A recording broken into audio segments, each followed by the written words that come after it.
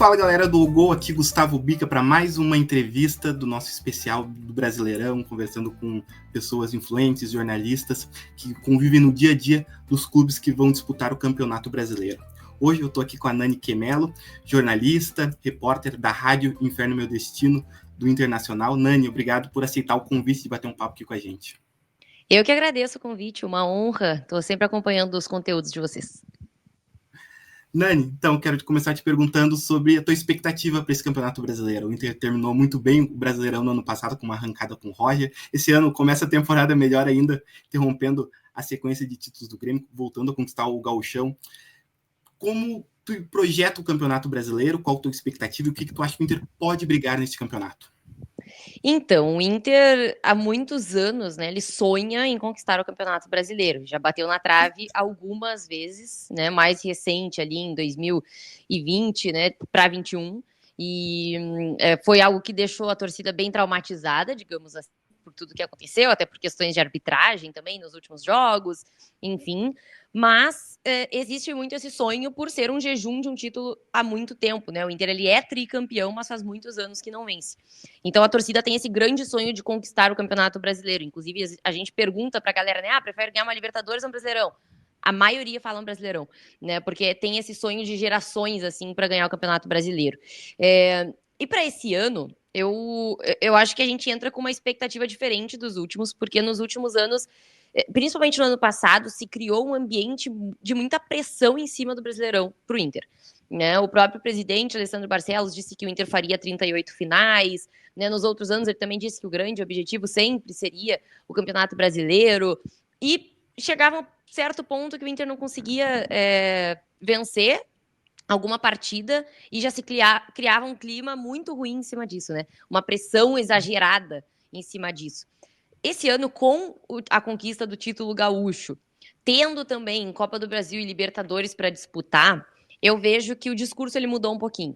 Né? E esse discurso ele tá diferente também no torcedor. O torcedor ele já não tá botando aquela pressão no time de perdeu um jogo, meu Deus, acabou tudo, troca técnico. Não, tá todo mundo confiando muito no trabalho do técnico Roger Machado, da direção dessa vez também, tem o D'Alessandro ali, tem o Paulo Paixão como preparador, a gente tem jogadores, né, de mais experiência do que a gente tinha nos últimos anos também, então a mescla também com jogadores novos, jogadores que estão no seu auge, então eu acho que o time ele tá mais preparado do que nos últimos anos e a pressão da torcida ela vai ser diferente, justamente por entender que tem uma Copa do Brasil e tem uma Libertadores para disputar e que o discurso não é mais, vamos ganhar o Campeonato Brasileiro. Não, vamos jogo a jogo.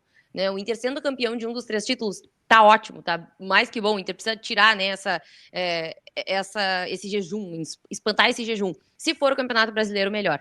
Né? Mas eu vejo um time muito focado, então a expectativa da torcida ela tá alta, mas não tá pressionando os jogadores que nem anteriormente. Uhum. Tu fala desse carinho especial. No Rio Grande do Sul tem muito carinho pelas Copas, né? Acaba sendo, às vezes até no Brasil inteiro, por conta da menor dificuldade, né? Da maior facilidade para chegar numa decisão. Mas o torcedor colorado tem esse carinho especial com o Brasileirão, até pelo tricampeonato da década de 70, pelo título invicto. Queria te perguntar, tu acha que numa hierarquização desse trio de competições que o Inter tem, onde se encontra o Brasileirão? Assim, pro torcedor, eu acho que é o primeiro. A torcida, assim, eu particularmente prefiro ganhar uma Libertadores, tá? Acho que não pelo título, mas pelo pós, né? Por levar o Mundial, Super Mundial, Recopa, eu acho que por todas essas questões, né? Eu valorizo bastante a questão da Libertadores. Mas, sem sombra de dúvida, se a gente pegar uma parcela bem grande da torcida, vai dizer que prefere o Campeonato Brasileiro. E eu acho que, mesmo que o discurso hoje da direção tenha mudado e não seja explícito de 38 finais de Brasileirão, justamente para não ter essa pressão, eu acredito que internamente talvez também tenha um desejo maior pelo Campeonato Brasileiro. O Brasileirão seria o primeiro, assim, o que o Inter realmente almeja, que o Inter bate muito na trave, que por muitas vezes foi de uma maneira injusta. Então, a gente tem esse sentimento, assim, de que falta levantar essa taça, sabe? Certo. Falando um pouquinho do trabalho do Roger, né? Junto àquele final de temporada do ano passado, que vem uma sequência de vitórias, coloca o Inter na Libertadores de forma direta, né? Esse ano começa da mesma forma, ganha o Gauchão de forma invicta. Queria te perguntar em relação ao grupo colorado. Tu acha que esse grupo é o suficiente para disputar 3 competições? Ou, de repente, para focar num Brasileirão, se assim aparecer para o Inter durante a temporada? E queria também te perguntar sobre o time reserva do Inter, tu acha que consegue manter o estilo de jogo do Roger, a identidade dele dentro de campo? Então, em relação ao elenco, eu acredito que sim, melhorou bastante, né? Até do ano passado para esse, porque no ano passado o Inter ele fez grandes contratações, né? Contratações mais caras, contratações de mais nome. Então, por exemplo, Thiago Maia, Rafael Borré, trouxe o Fernando, mas faltava para o Inter no ano passado aumentar o seu banco de reservas e também subir meninos da base. Né? E que é algo que o Inter sempre foi conhecido por fazer, né? O Inter ele é um dos maiores campeões ali da Copinha, por exemplo, é um time que nos seus grandes títulos teve meninos da base sendo protagonistas, né? As Libertadores, o Rafael Sobis, que era da base, foi quem deu. A Sul-Americana foi o Nilmar que fez o gol da final. Lá na década de 70, o Falcão, que era da base do Inter, foi o grande protagonista desses títulos. Então, a base do Inter ela sempre esteve presente. O Inter perdeu um pouco disso nos últimos anos. E eu acho que para esse ano, o Inter ter subido tantos garotos que estão se dando muito bem, né? Na verdade, desde a metade do ano passado, quando o Roger começou a dar mais confiança para eles. E aí, para esse ano, o Inter trouxe algumas peças também de jogadores que tu olha e tu diz, eles não são titulares incontestáveis, mas eles podem ser jogadores operários que entram e dão conta do recado. Né? Então, o Inter trouxe, por exemplo, Ronaldo, trouxe agora também Juninho, Oscar Romero, que foi um cara que foi considerado super importante pela torcida do Botafogo dentro dos títulos do ano passado, né? Mesmo não sendo um protagonista. Então, eu vejo que o Inter ele montou melhor o seu elenco para esse ano, justamente pensando em ter 3 competições. Eu, particularmente, ainda acho que faltam 1 ou 2 peças. Um lateral direito, o Inter precisa muito de um lateral direito, porque o Bruno Gomes acabou lesionando o joelho, vai ficar de fora de praticamente toda a temporada. Então, o Inter ele precisa de um lateral direito, nem que seja reserva do Bryan Aguirre. E para mim ainda precisa assim de mais alguém no meio campo. Né? Eu acho que o Inter ainda precisa trazer mais um atleta. Trouxe o Diego Rosa agora também recentemente, mas para mim ainda faltariam essas 2 peças, mas principalmente o lateral direito. Na metade do ano, o Inter vai perder o Gabriel Carvalho, que é um menino da base, mas que também não é nenhum protagonista, né? Hoje ele é um menino da base, foi vendido por um valor super alto, mas é um jogador coadjuvante, e vai precisar repor. E aí eu acho que no meio do ano o Inter talvez faça aí uma janela interessante também, pensando em possíveis saídas, porque também podem acontecer algumas saídas, né? Tem jogadores que estão se destacando, por exemplo, o Vitão. É muito difícil que não chegue uma proposta da Europa de novo. Então, eu acho que o Inter ele tá com o elenco pronto para 3 competições, mas pode melhorar, sabe? Eu acho que ainda faltam 1 ou 2 peças ainda para encorpar um pouquinho mais. Em relação ao banco de reservas entrar e fazer exatamente o que o time titular faz, isso tá dando certo. Pelo menos, claro, no Campeonato Gaúcho e no final do ano passado também, né? Naquela reta final do Campeonato Brasileiro ano passado. Os reservas deram conta do recado muito bem. Né? Hoje o Inter, quando trouxe Vitinho, Johan Carboneiro, não esperava que esses jogadores disputariam uma titularidade. E pelo gauchão que eles fizeram, a gente hoje tem dúvidas de quem vai ser o titular para o começo do Campeonato Brasileiro. Se vai ser o Wesley, se vai ser Carboneiro, se vai ser Bruno Tabata, ou se vai continuar sendo Vitinho ou Gabriel Carvalho correndo por fora. Então, eu acredito muito nessa... que ter encorpado esse elenco e o trabalho do Roger sendo feito do jeito que está sendo feito, os reservas estão conseguindo dar conta do recado, né? O Inter, no gauchão ali, ele perde para a semifinal Alan Patrick, Borré, e todo mundo pensa, meu Deus, é impossível o Inter ser campeão sem Wesley, Alan Patrick e Borré. E não foi bem assim, o Inter jogou super bem, inclusive, sem esses jogadores, né? Com outros jogadores fazendo as suas funções. O Carboneiro, por exemplo, foi puxado para o meio campo para fazer uma função de 10, que não é a função dele, mas que ele conseguiu fazer. Então, eu acho que esses jogadores atuais do Inter, que estão no banco de reservas e que estão disputando titularidade, eles são jogadores com várias valências, assim. Então, eu realmente acredito que eles estejam dando conta do recado e acho que isso é um dos pontos principais para o Inter beliscar um título esse ano. Certo. Tu fala da janela de transferências, né? Esse ano a gente tem uma janela excepcional, ainda mais com o Super Mundial. A gente teve... O Internacional sofreu assédios pro Wesley, para o Vitão, enfim, outros jogadores, o próprio Gabriel Carvalho já tem a saída confirmada no final do ano. O que tu enxerga para esta janela de final de ano, quanto ela pode impactar para o segundo semestre? Tu acha que o Inter também já está pensando já nas reposições desses jogadores? Essas contratações que chegam agora já são visando essas saídas? O que tu pensa em relação a esta janela do meio do ano, que deve ser muito forte? Então, as chegadas que aconteceram agora, não acho que sejam pensando nessas possíveis saídas de meio do ano, né? Elas foram, na verdade, mais pensando na saída de jogadores que já saíram, né? Agora também. Então, por exemplo, o Wanderson acabou indo para o Cruzeiro, né? E aí veio o Carboneiro justamente para substituir ele. O Vitinho também era para ser uma opção a mais, porque foi um pedido do técnico Roger Machado ter um ponta a mais. Então, foi para agregar e não para repor nenhuma saída em específico.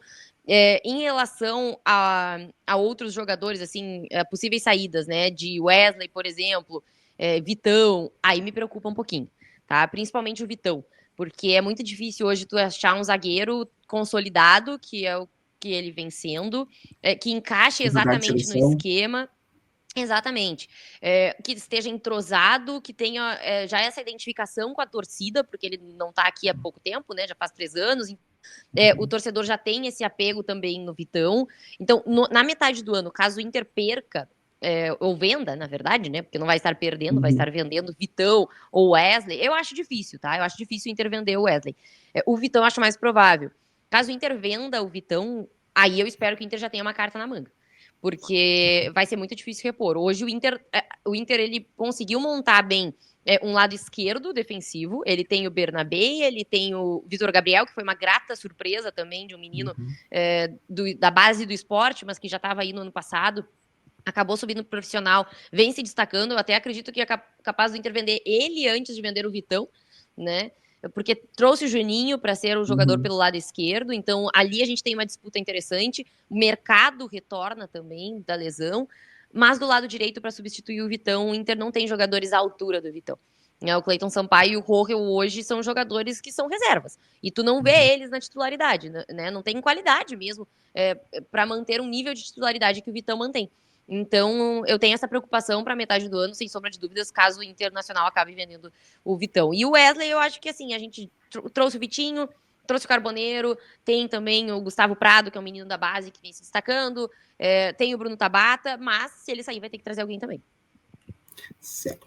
Falando um pouquinho de categoria de base, né? Tu cita o Vitor Gabriel, que veio da base do esporte, mas passou pelo Internacional, né? Veio fazer sua estreia no Inter. Tem o próprio Antony, né? Que fez um gauchão muito consolidado. O Gustavo Prado, que tu cita, que estava no ano passado já, né? Com o Roger, já foi alçado pelo Roger no ano passado. Tem algum outro nome, alguém que tu acha que nesse Brasileirão, de fato, pode se consolidar? O que tu vê na categoria de base do Inter? Então, eu acredito que o Luiz Otávio, que é um menino, ele é volante, ele faz a primeira volância ali. Ele já entrou no ano passado, inclusive, com o Roger também. E a estreia dele foi num Grenal, no Beira-Rio. E ele entra faltando uns 10 minutos ali para encerrar o jogo, 5 mais acréscimos para acabar o jogo. E ele entra como se ele estivesse jogando, sabe, contra qualquer outro time, como se não fosse um Grenal, não tivesse uma pressão. Né, ele assume uma naturalidade e todos os jogos em que ele entrou até hoje foram assim. Né, ele manteve essa naturalidade, né, conseguiu jogar bem. Eu acredito que o Luiz Otávio é o jogador para a gente ficar de olho assim hoje. Tem o Iago Noal, que é meio campista, daí ele faz mais uma função de terceiro meio campo, ou o próprio camisa 10, o Roger vê ele como um substituto para o Alan Patrick, claro, né, a longo prazo e com características um pouquinho diferentes. Mas ele precisa de mais sequência. Ele entrou, se eu não me engano, em 1 ou 2 partidas só do Campeonato Gaúcho, não conseguiu ir tão bem. Mas é um menino muito novo, né? Ele falta um pouquinho mais de físico, ele é bem baixinho, então falta um pouquinho disso, assim. Mas é um jogador com bastante habilidade, que na base ele realmente foi um dos destaques. Então, eu acredito que esses sejam os 2 nomes pra gente ficar de olho, além, claro, do Ricardo Matias, que é o centroavante, que foi muito bem no ano passado, quando entrou também com o Roger, fez um gol lá em Itaquera no último minuto de letra, né, contra o Corinthians, e depois ele acabou não entrando mais, porque ele, querendo ou não, ele tem a concorrência de Ener Valencia e Borré, né, então é muito difícil ele ter espaço, mas ele tem características diferentes desses jogadores. Ele é muito alto, ele é muito físico, ele tem um cabeceio muito bom, então quando eu tenho certeza que nesse ano ele vai ser mais utilizado, né? Quando o Inter precisar, por exemplo, fazer um gol no final, alguma situação desse tipo, ele vai ser a opção do Roger para povoar a área. Ele é um jogador muito interessante, foi convocado também pela seleção, né? Jogou pouco na seleção sub-20 também. Nos jogos amistosos que a seleção fez antes da competição ali do Sul-Americano, ele foi o artilheiro, e aí na hora do jogo ele não entrou praticamente. E aí ele foi entrar no último jogo, faltando, se eu não me engano, 30 minutos, ele deu um gol, fez um gol e deu uma assistência. Então ele é um menino diferenciado, assim. Então ele é outro pra gente ficar de olho. Acho que esses 3 nomes são os principais, mas Ricardo Matias e Luiz Otávio mais que o Iago Noah hoje. Até porque o Luiz Otávio também deve receber mais oportunidades por causa das opções do meio campo, né? O Inter tem 2 jogadores mais experientes ali num calendário mais preenchido, pode ser que surja mais oportunidades, principalmente no Brasileirão, né? Com certeza, principalmente no Brasileirão, né? E até num segundo tempo. Né? A gente tem o Fernando, que hoje é titular incontestável. O Fernando tá jogando, assim, absurdo aqui no Inter, tá jogando muito mesmo. Tu vê que ele é diferenciado, mas já é um jogador mais velho, né? 38 anos. Tem o Ronaldo, que tem 28, então fisicamente falando não é para ele ter algum problema, mas que não é um jogador incontestável. Também tá muito bem aqui, começou muito bem, se mostrou um jogador que vai ser muito importante, mas ele também, às vezes, é bem utilizado na segunda função. O Roger gosta de fazer essas trocas, então eu acredito que o Luiz Otávio vai ter mais oportunidades do que os outros.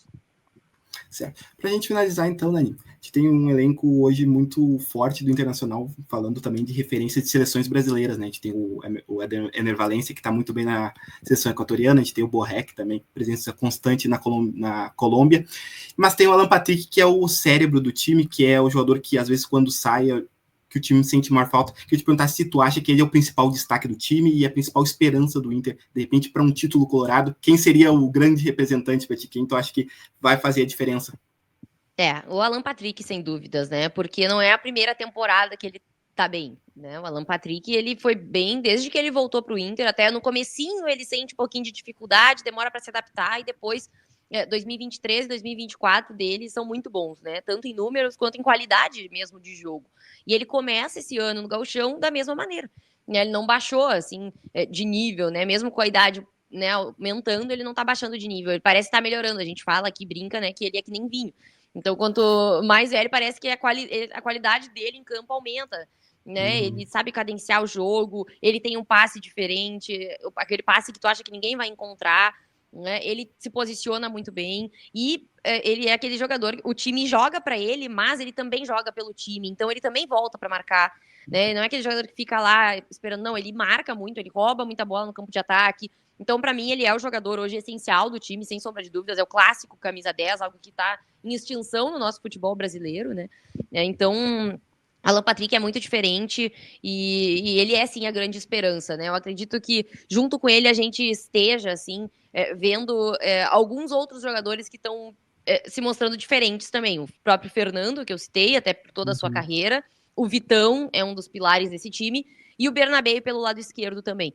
Né, que vem sendo um grande destaque, algo que a gente nem esperava no ano passado, e aí no fim ele está se mostrando um dos melhores laterais no futebol brasileiro hoje. Então, eu vejo esses 4 nomes assim como os grandes nomes que fazem uma diferença muito grande no time do Inter em relação, por exemplo, ao banco de reservas. Né? Outros a gente tem ali jogadores muito bons, os próprios centroavantes, né, como tu disse, Ener Valencia e Borré, mas é um ou outro, geralmente, né? Raramente os dois jogam juntos. Então a gente tem no banco de reservas alguém que repõe a altura. Nos pontas, a mesma coisa. O Carboneiro tá bem, Vitinho tá bem, Wesley tá bem. Agora, Alan Patrick, Bernabé, Vitão e Fernando, esses 4 são insubstituíveis, Ovid. E principalmente o Alan Patrick, porque aí refletem os números também, né? Gols, assistências, não adianta. Ele, desses 4 é o que participa mais de gols, né? Então, perfeito. Nani, gostaria de te agradecer por ter batido esse papo com a gente. Quero convidar todo mundo que assistiu aqui no nosso bate-papo a seguir a Nani nas redes sociais, @NaniQuemelo, vai estar aparecendo aqui nas letrinhas, também vai estar ali embaixo na descrição. Nani também é participante, é jornalista da Rádio Inferno Colorado, uma rádio que cobre o Internacional, as principais rádios identificadas do clube. Também convido a seguir no Instagram, no YouTube. E Nani, de novo, te agradecer por ter batido esse papo aqui com a gente. Eu que agradeço, muito obrigada mesmo. @Inferno Meu Destino, o Instagram lá da rádio pra galera acompanhar, né? A primeira rádio identificada do sul do país, né? Mais de 10 anos aí já na atividade. Então, pedir pra galera se inscrever no nosso canal lá também da Rádio Inferno. Muito obrigada, Gustavo.